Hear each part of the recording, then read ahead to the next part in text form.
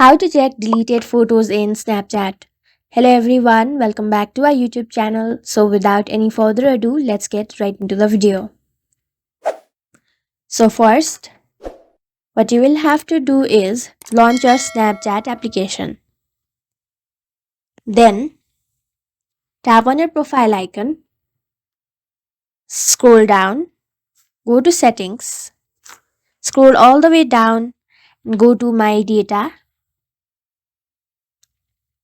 Then you will have to download your data. Make sure you select all these and do not forget to export your memories, chat media, and chat stories. After that, tap on next. Then select a date range where in up to where you want to download your data.